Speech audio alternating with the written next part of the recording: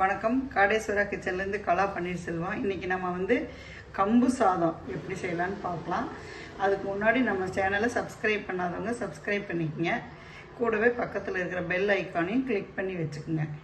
இப்போ நான் 2 கிலோ கம்பு வாங்கி ஃபுல்லாக நல்லா தண்ணி ஊற்றி ஒரு 2-3 தடவை நல்லா கழுவிட்டு அரைச்சி காய வச்சு எடுத்து வச்சிட்டேன். நீங்கள் அப்படி பண்ணி வச்சுக்கிட்டிங்கன்னா இப்படியே நம்ம டக்குன்னு மிக்சியில் போட்டு அரைச்சி அதை அப்போதைக்கு க்ளீன் பண்ணுற வேலையெல்லாம் இருக்காது. இன்னொன்று மெயினாக பூச்சி பிடிக்காமல் இருக்கும். அதனால் நீங்கள் இந்த மாதிரி பண்ணி பாருங்கள். வாங்க இப்போ எப்படி செய்யலான்னு பார்க்கலாம். இப்போ நான் இதை மிக்சி ஜாரில் போட்டுக்கிறேன்.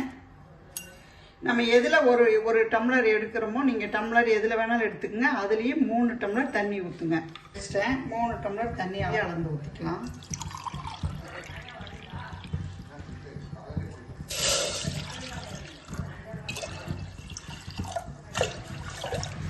தண்ணி நல்லா கொதிக்கணும். அது கொதிச்சுட்டு வரக்குள்ள நம்ம மிக்சியில் இந்த கம்பை வந்து அரைச்சிட்டு வந்துடலாம். ஒரு 1/2 டம்ளர் தண்ணி ஊற்றி இங்கே பாருங்க, இந்த அளவுக்கு தண்ணி ஊற்றினா போதும். கம்பை அரைச்சிட்டு வந்துட்டு இங்கே பாருங்க, ரொம்ப நைஸாக அரைக்கக்கூடாது. இந்த அளவுக்கு ஒன்றும் பாதியமாக தான் நீங்கள் அரைக்கணும். அப்போ தான் வந்து இது சாதம் மாதிரி குழம்போடு சாப்பிட்றதுக்கு நல்லாயிருக்கும். இப்போ ஒலை காஞ்சிருச்சு, நல்லா தண்ணி கொதிக்குது. இந்த சமயத்தில் கம்பை போட்டுடலாம். கட்டியெல்லாம் ஆயிரும் பயந்துக்க வேண்டாங்க, கட்டியெல்லாம் ஆகாது. தண்ணி ரொம்ப ஊற்றி ஒரு மாதிரி அரைச்சிங்கன்னா வேணால் கொஞ்சம் கட்டி ஆகிற மாதிரி இருக்கும். இது பாருங்க, இப்படி 1க்கு 2 அரைச்சும்போது கட்டி ஆகாது.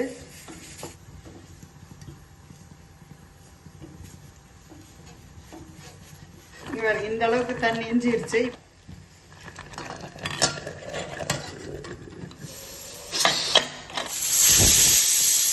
கம்பு சாதம் 3 விசில், ஒரு 3 நிமிஷம் டு 5 நிமிஷம் சிம் பண்ணிடுவோம்.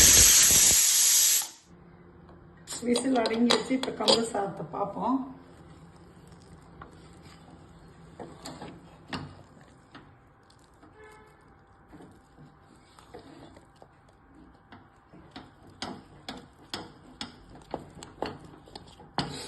இப்போ இப்படி இருக்கிற மாதிரி இருக்கும். ஒரு 2 நிமிஷம் ஆறுனா உங்களுக்கு கெட்டி ஆயிரும். அப்போ எடுத்து இந்த மாதிரி கிளறி விட்டுருங்க, இல்லைன்னா மேலே ஆடை கட்டின மாதிரி ஆயிரும். அவ்வளோதான். இன்னும் ஆறு இன்னும் கெட்டி ஆயிக்கும்.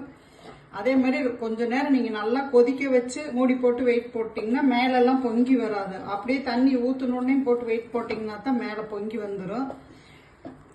நீங்களும் இதே மாதிரி செஞ்சு பார்த்துட்டு எப்படி இருந்ததுன்னு லைக் பண்ணுங்கள், ஷேர் பண்ணுங்கள். காடேஸ்வரா கிச்சனுக்கு ஒரு சப்ஸ்கிரைப் பண்ணுங்கள். நன்றி.